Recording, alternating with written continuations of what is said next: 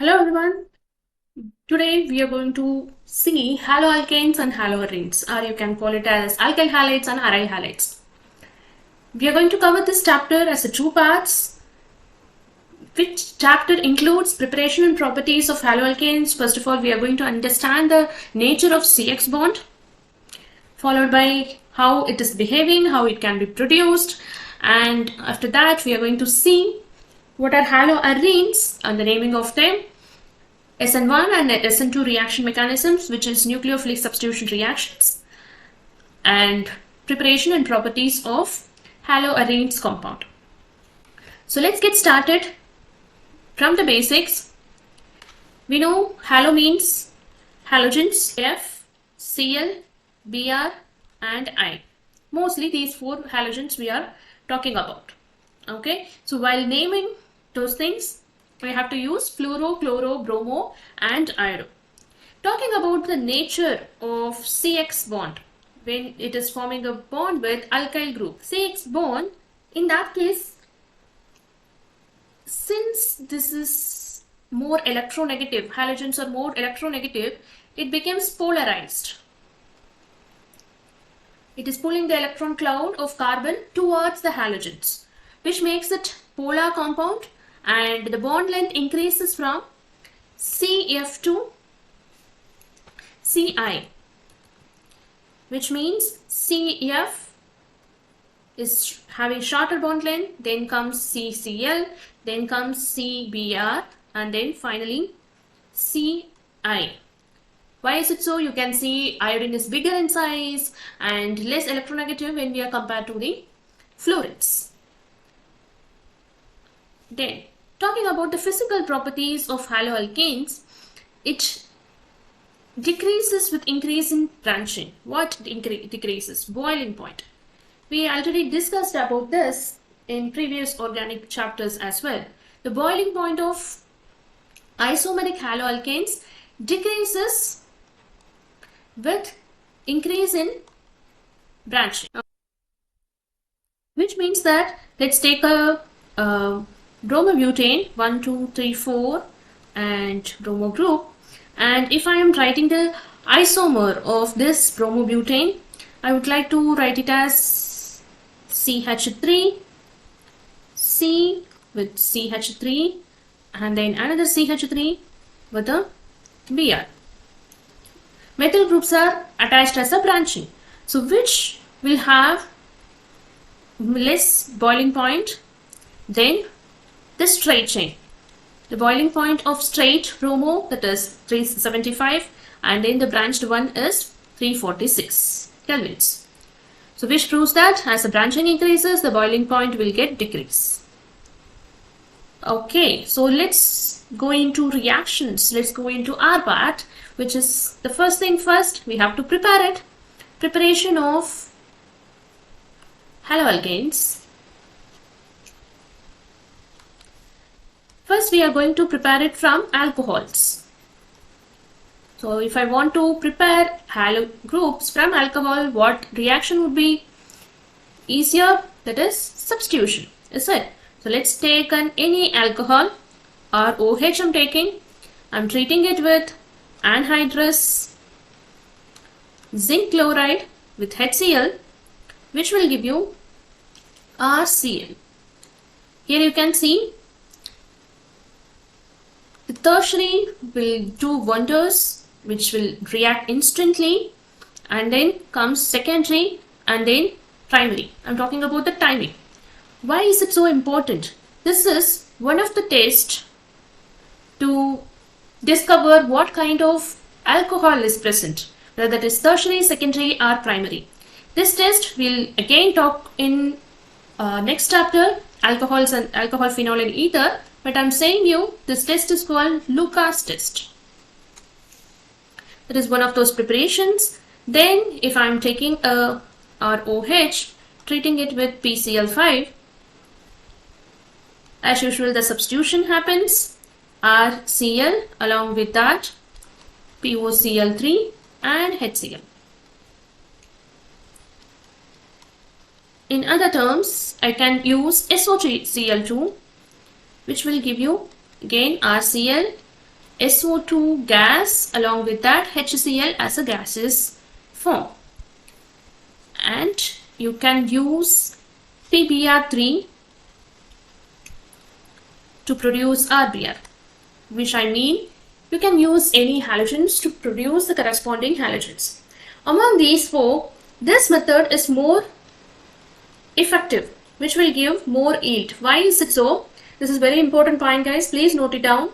Why is it so? Because these two byproducts are in gaseous state, which means that they will escape from the reaction mixture very easily. So remaining part is our yield. So the more yield, which is more convenient or best for the alcohol preparation part. Sorry, halogens preparation part from alcohols. The second type of preparation, that is from alkene. What you can do from alkene? Just you can do the addition, right? If I'm taking the simplest alkene, CH2, CH2, reacting with HX, what will I get? CH3, CH2X. We know very well about the Markovnikov's rule. We talked a lot about that in hydrocarbons chapter. You can check out that video as well, which will show you if I am having unsymmetrical double bond, the unsymmetrical alkene, the HX addition, the negative part will join to the more substituted carbon, which means the major product becomes X and CH3. I told you the trick over there. H will go to the positive part, which will go to more the number of H. Rich is getting richer. And also we talked about the Karash effect, which means if I'm having same alkene, unsymmetrical alkene, but I'm using this combo HBr with any peroxide, H2O2 or any peroxide. This combo will do anti-Markovnikov, which means that this hydrogen will come and join here, and Br will go and join to the CH2, which means negative part will go to less substituted carbon. That becomes your major product. I'm just writing here the major product, guys. So mostly the questions will be asked in the major product, is it? What will happen if I'm having a compound like this, which is symmetrical butene, 2-butene. Let's say I'm treating it with Br2, 2 halogens. So which means each one of those halogens will attack both the carbons on the double bond, which will create a product like this. You can say this is our meso compound. What is meso compound? If you are placing a mirror over here, if you are cutting it into 2 halves, both the sides will be same.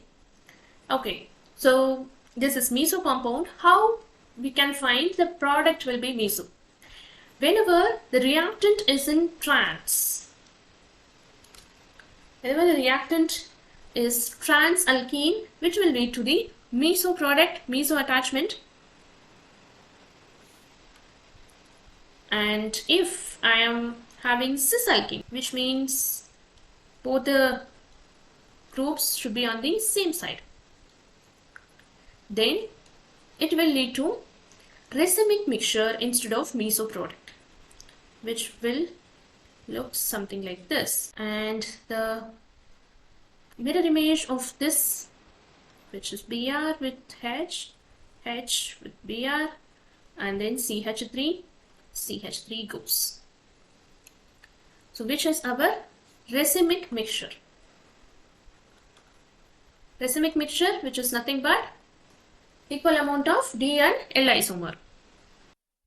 Why we are getting this kind of racemic mixture for cis product, cis isomer, and why we are getting meso for trans? Have you ever think about it? Why? Because always you have to remember the addition of Br2 is anti-addition. What is that, ma'am? Anti-addition? Let me explain.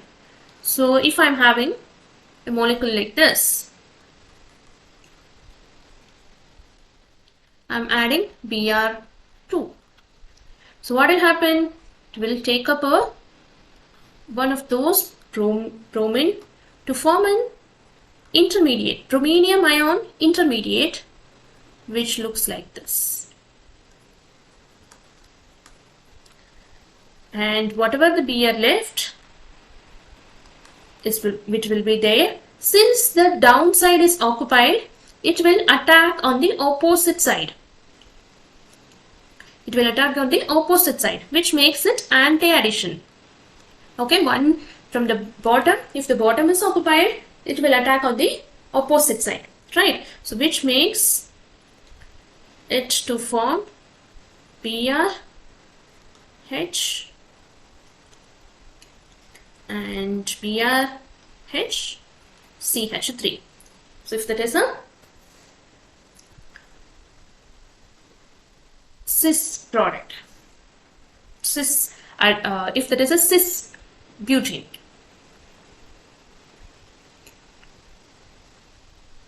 The second way of preparing, the third way of preparing haloalkanes, that is from silver salt.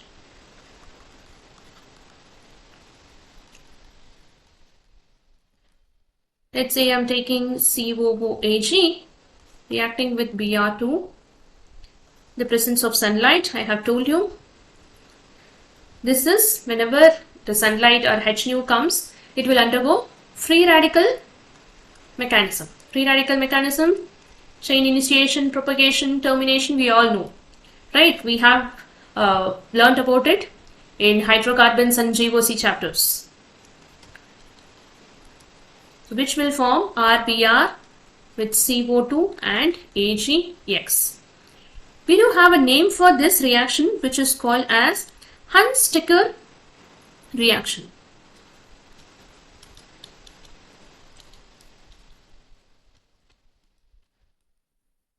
So if I want to tell you once again, this follows a free radical mechanism. First, it will form a radical out of Br2 and R radical. CO2 escapes as a gases, and Br radical and R radical combines finally in the chain termination step to form haloalkyls. But as I told you, the free radical mechanism, it will yield the low amount of yield when we are compared to other mechanisms. So that's why we are having some other method to prepare halogens. One of those important method is Wilkinson reaction.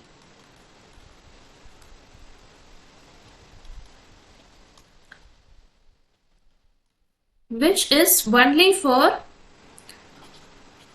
iodides. R, X with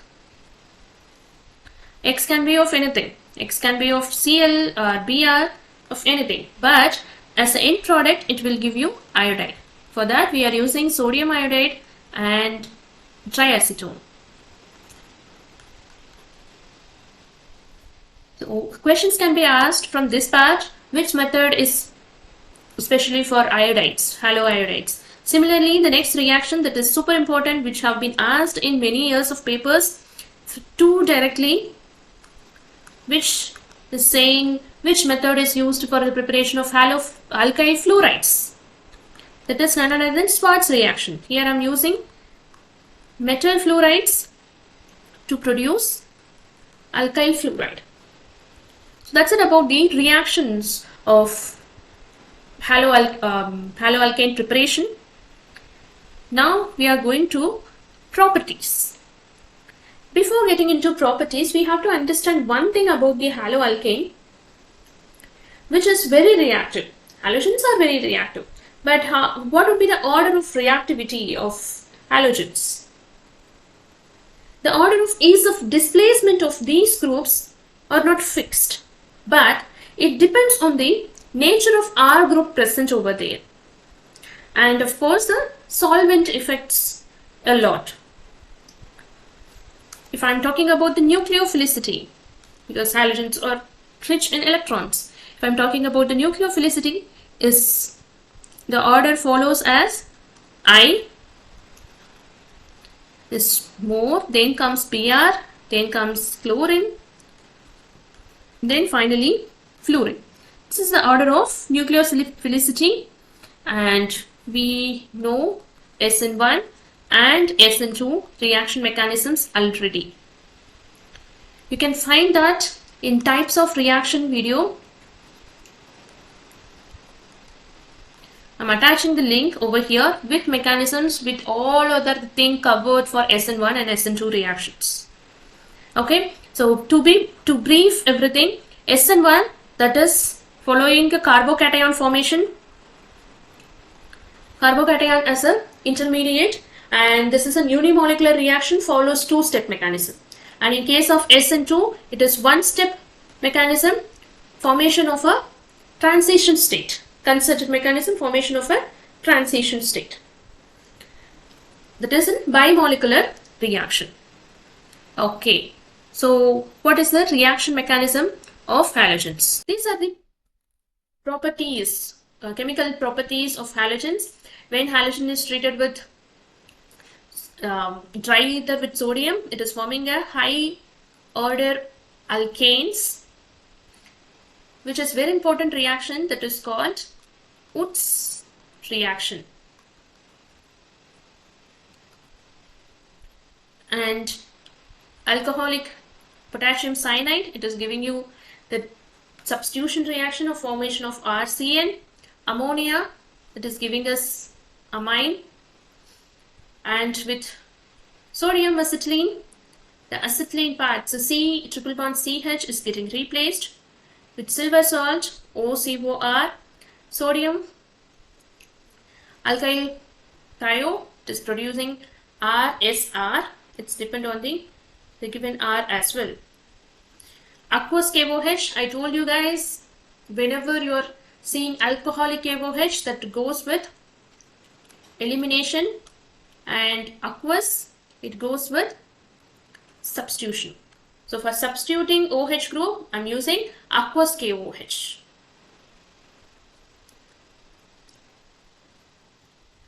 Okay, so other reactions are as follows. With magnesium and triether, which is a Williams Grignard reagent formation. Grignard reagent is nothing but RMGX. And then the point to be noted, very very important reaction with AgCN. Silver cyanide, it is producing RNC. If it is reacting with silver cyanide, it is producing NC, not CN. And if that is undergoing a reaction with KNO2, it's nothing but KNO2. KNO2, the oxygen is getting attached to the R group, and that is major product of this reaction. Oxygen is getting attached, so the product is RONO. And the minor product would be nitro nitroalkane. But if I am treating it with silver nitrite, which is giving the major product as nitroalkane and the minor product as oxygen attached with the alkyl. Okay, I told you with alcoholic KOH, it gives us an elimination product, that is alkene.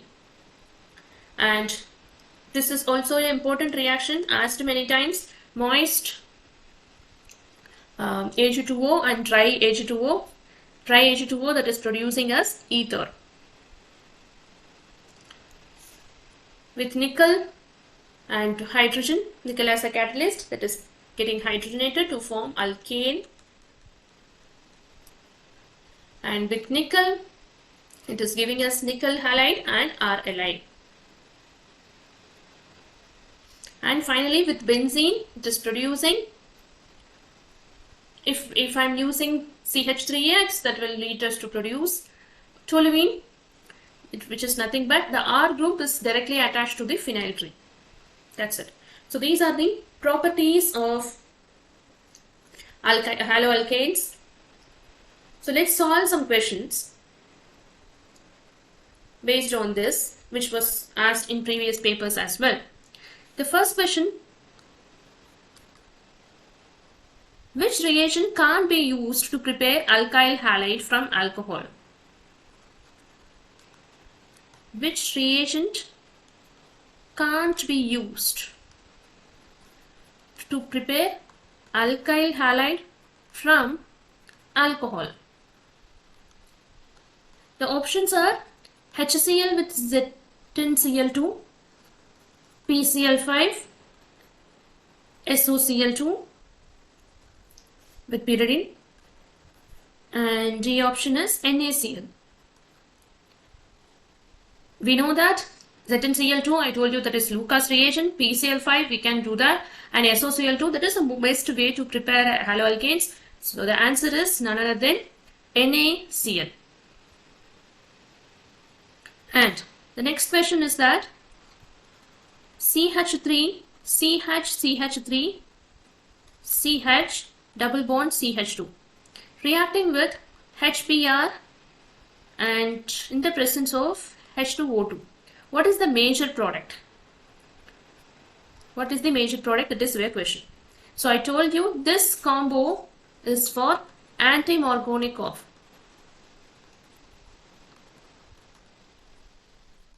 which stays just opposite to Markovnikov rule. So which happens to be the hydrogen goes to more substituted carbon and Br goes to least substituted carbon. So which gives the product as CH3, CH, CH3, CH, H with CH2Br. That is also called as Karash effect. Let's see one more question, which is asking CH3 with Br2 and HNO. It is giving us you the product. So what would be the product? That goes free radical mechanism. We know that. Take your time and tell me the product. You can pause the video and write down the name of the product in the comment. I can give you the hint, which includes free radical mechanism. So most stable free radical would be our major product. Cool? Okay. So the next question is that the compound which is having highest boiling point. The options are CH4, CH3Cl, CH3F, and CH3OH. So these two are your homeworks. Write the answer in the comment. I'll check it whether you are right or not. Okay.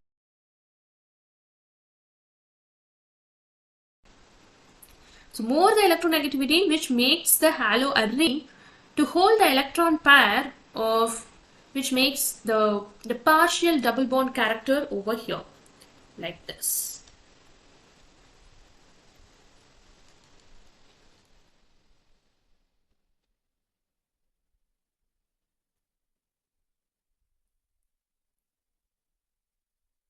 Okay, so which makes it partial double bond character. That's why I told you this is not undergoing SN2 or SN1. It is just undergoing SNAR substitution. Okay, so let's start with the preparation of haloarenes. The first preparation is from benzene diazonium salt, which is very important in synthetic organic chemistry, because this is very versatile compound which is used to prepare a lot of compounds. How that will look like? Benzene diazonium salt will look like this. Benzene ring with nitrogen and Cl. Okay, so from this, how I can prepare haloarene. So let me write that as C6H5N2Cl with CuCl and HCl, which is preparing, which will give us C6H5Cl with the elimination of N2 gas and Cl2. Those are the byproducts.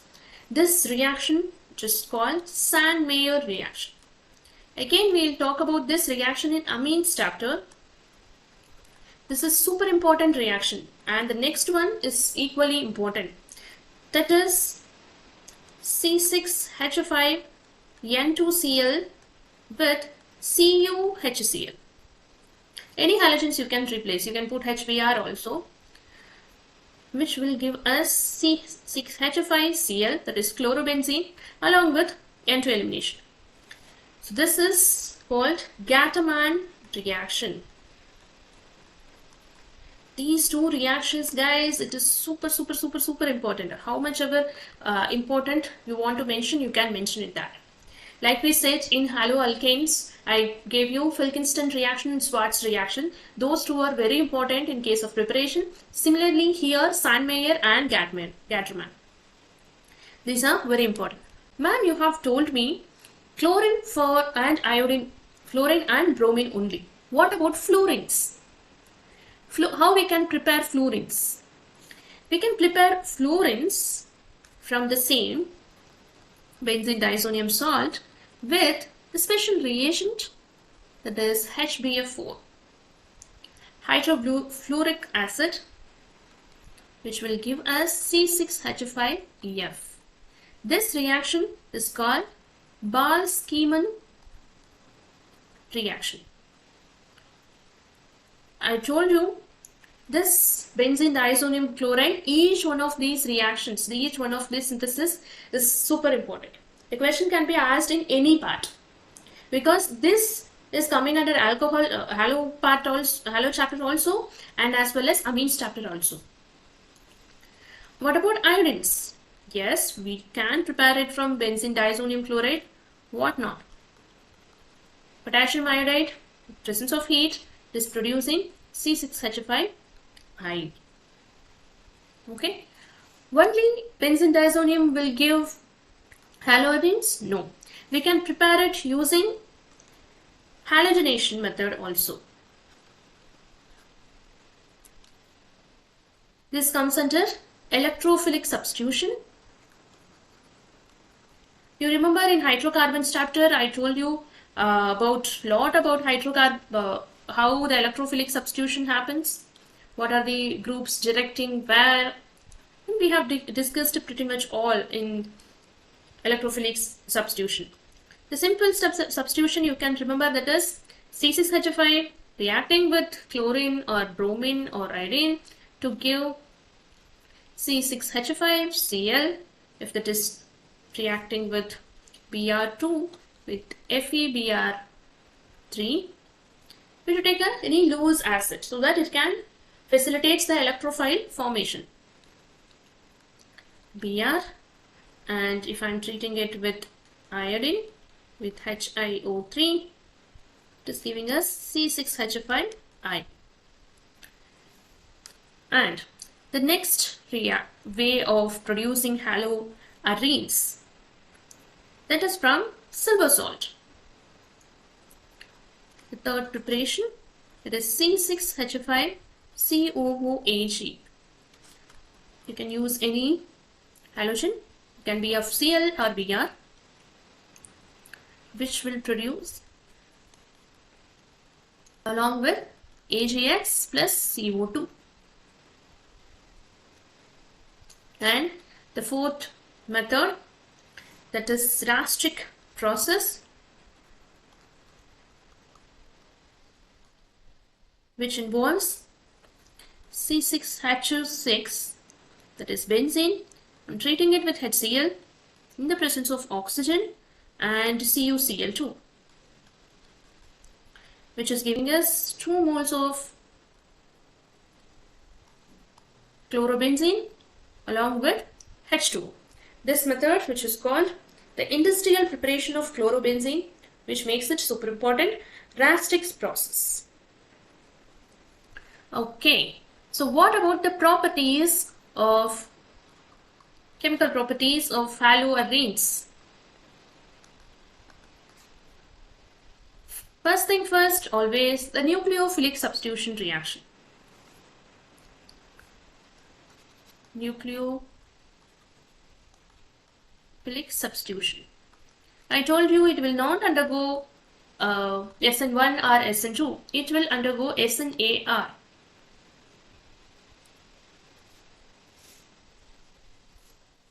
So for doing SNAR, what that should have? It should have a strong electron withdrawing group in the para position to undergo substitution reaction.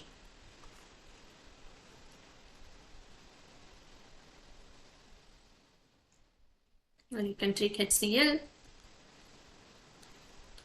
to produce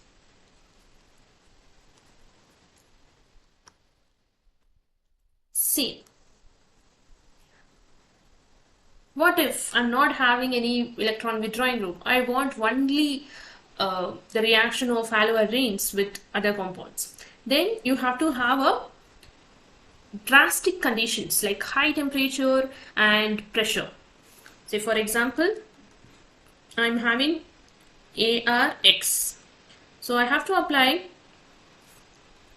623 Kelvin temperature and 300 atm pressure. Our surrounding is 1 atm pressure. Imagine 300 atm pressure. How much the pressure is high. Along with aqueous NaOH and HCl, which gives us OH, phenol. This is one of those preparation of phenol which is called Gauss process. And if I'm treating it with ammonia and copper oxide, again 60 atm pressure and 475 Kelvin temperature, it is giving us aniline.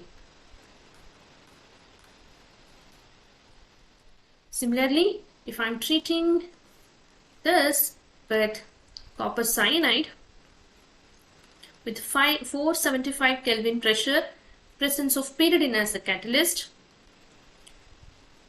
it is going to give you cyanobenzene. The presence of electron withdrawing groups such as nitro, cyanome at ortho position or para position, which will increase this kind of substitutions, nucleophilic substitutions, as we told earlier. But if you are using the drastic conditions of high temperature and pressure also, you can achieve it. The next thing, that is electrophilic aromatic substitution.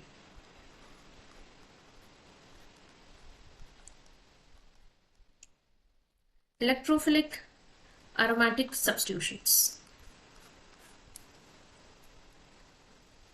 Let's say I'm taking halo or chloro, which will be the electrophile RCO, correct? And presence of Lewis acid to make it electrophile, which will produce ortho and para substituted product, which is like this and like this, ortho and para substituted product. Similarly, if I am treating it with Cl2 with FeCl3, it will again give ortho and para substituted dichloro products, because already I am having chlorine. It will give you dichloro product. Then if I am treating it with nitro as an electrophile, then again ortho and para substituted nitrochloro benzene. Then finally, if I want sulfonation, you can go with H2SO4, fuming H2SO4. Or if I'm having a reagent like this, CCl3 CHO with H2SO4. This will create a very interesting product which is called as DDT. That is having a very good application. It was having a very good application in agriculture field. It is producing DDT. What is that, ma'am? Which is 2,2 bis parachlorophenyl 1,1,1 trichloroethane. that is DDT. Okay, so we have seen the electrophilic aromatic substitutions, and the next thing is reaction with metal.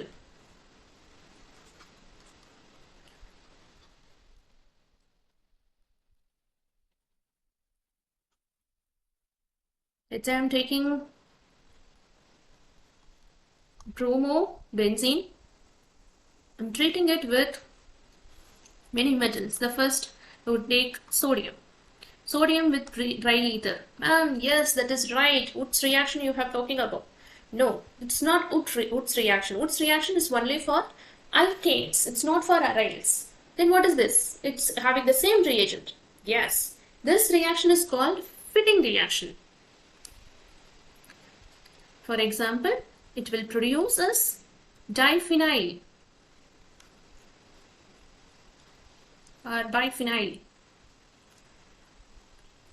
which means the higher order of arenes. This is called fitting reaction. Then, if I am treating it with sodium, with CH3Cl and dry ether,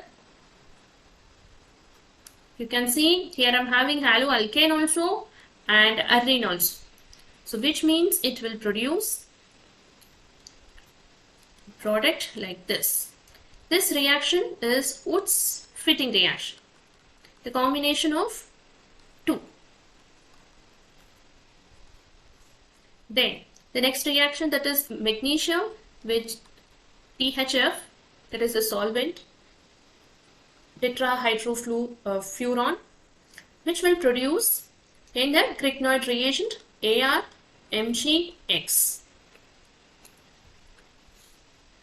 If I am treating it with nickel aluminium with NaOH, it is giving us benzene. So these are the reactions of haloarenes. Please do check it out. The uses also I'm telling you, which is there in your book. Ferroin 12, which is one of the most common ferroins, which is in industrial use. And chloroform, you know that very well. Carbon tetrachloride, it is used as a fire extinguisher. And if we are inhaling more amount of this methylene chloride, which will cause the dizziness, nausea, numbness too. So the major use of chloroform is the production of the ferroin refrigerant. So uses also you have to give more importance. The questions can be asked from uses also. Okay. So please solve more questions attached with this in the description. And let me know if you're having any doubts in it. Practice more questions. Thank you.